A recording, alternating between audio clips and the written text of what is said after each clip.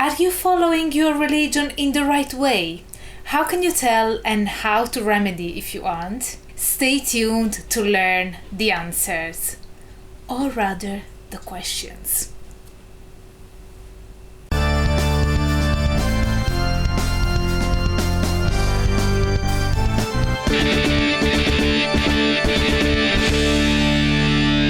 Hello everyone, I'm Angela and welcome back to my channel. I'm a religious studies scholar and a university lecturer, hoping to create a community interested in the academic study of magic and magic practicing religions and traditions. My last video was an interview to Jennifer Azel on the overlaps between Christianity and paganism. I was pleasantly surprised by the interest and debates that conversation sparked, especially on the ideas of being a true Christian or a true pagan, and what such labels may entail. And thank you, Nocturnia Obscura, for bringing the issue up in the live conversation. So, I thought I'd chip in with my 2 cents on the matter. To answer the question on whether you're following your religion right, we should first address the definition of religion and which perspective are we employing to analyze this concept. The academic inquiry around religion and religions can be tackled from many different perspectives.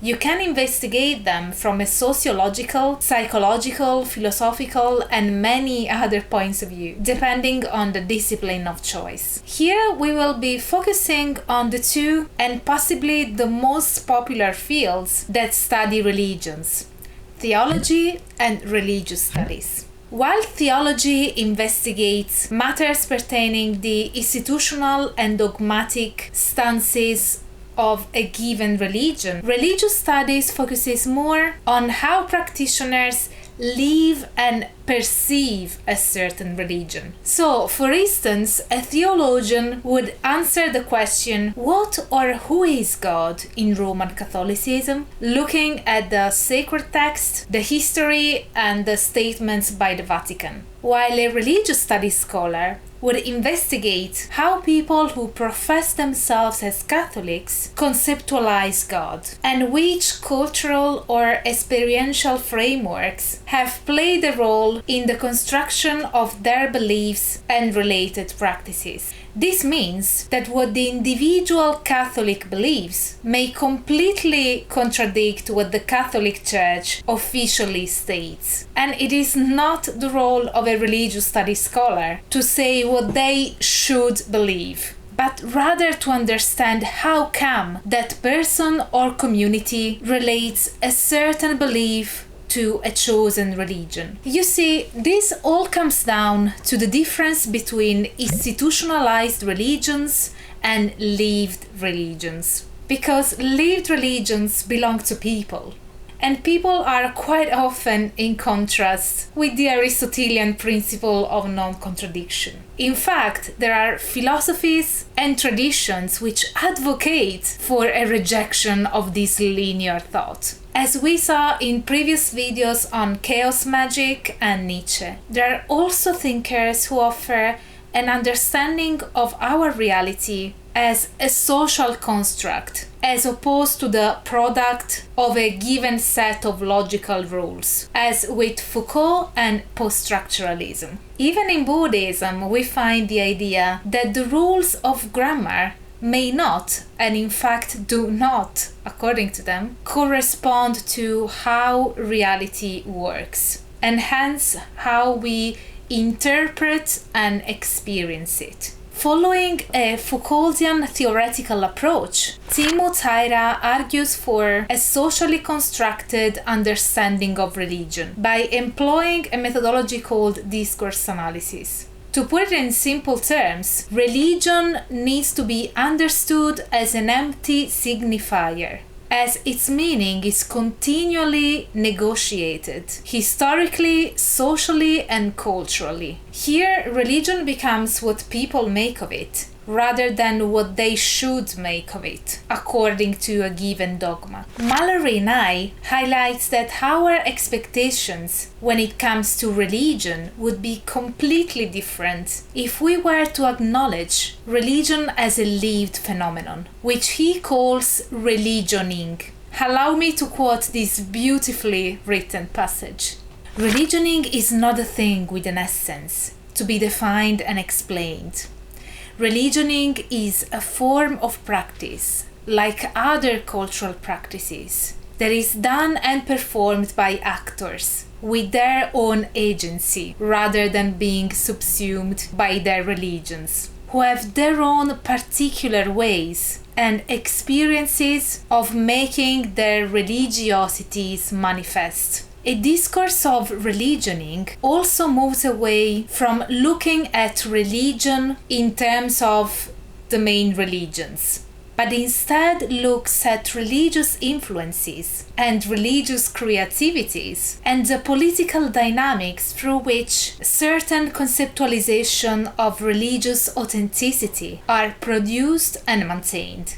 To paraphrase what Meredith McGuire writes in her fantastic book on lived religions, when we focus on religion as lived, we discover that religion is not a single entity, but a conglomerate of diverse, complex, and ever-changing mixtures of beliefs and practices, as well as relationships, experiences, and commitments. Thus, lived religions are not fixed, unitary, or even particularly coherent. Rather than conceptualize individual religions as little versions of some institutional model, she continues, we might need to rethink the notions we have of the institutional model of religions. Historian Robert Orsi adds to this to highlight that a lived religion can be seen as an expression of individual creativity and a result of personal experiences. To quote Orsi, also reported in McGuire, the religious person is the one acting on his or her word in the inherited, improvised, found, constructed idioms of his or her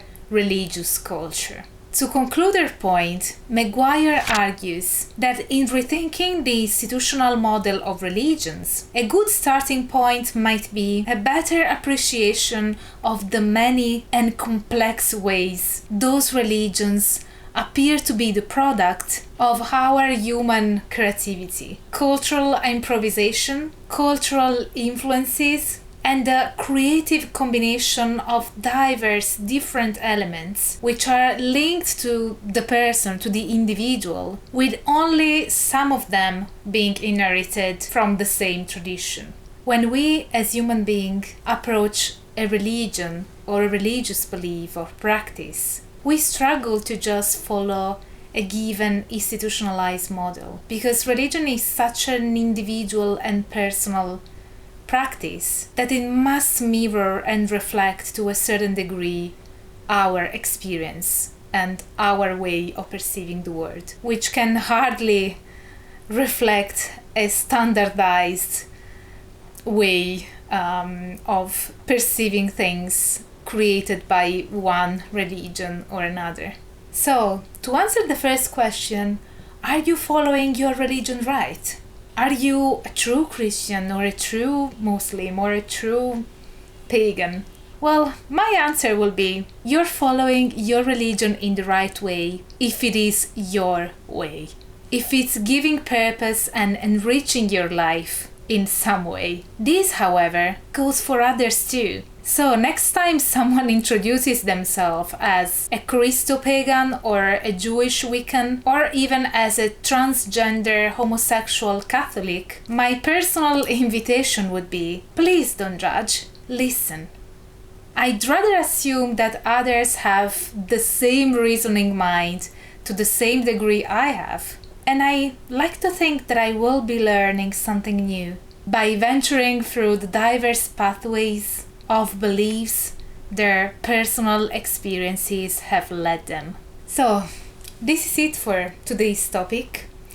Please allow me to welcome to the Inner Symposium to my Patreon community, my new patron. Thank you so much for pledging to my Patreon. You are the reason why I keep doing this work on the channel, so I'm really grateful for those of you who have just pledged and for those of you who stay pledged. And also I'm really happy to be having a series of lectures, university level lectures on esoteric topics for my Magus level patrons. So if you're interested in attending those courses and those lectures, I'd invite you to check in the info box the link to my Patreon community. Also, let me know in the comments, what do you think about being true to one's religion and doing your religion right? What do you think about what I've just said? I'm really intrigued by, what you may think about it. And as you know, I always reply to comments. So yeah, just drop your thoughts down there and I will be replying to you. And if you like this video, smash the like button, subscribe to the channel, activate the notification bell so that you won't miss any new video. And please do share my videos around. It really helps me out. And if we reach 10,000 subscribers by Samhain or Halloween, we will have a special celebration. Let's put it that way. I don't want to spoil anything, but it's going to be fun. Well, it's going to be academic fun, isn't it? Bye for now.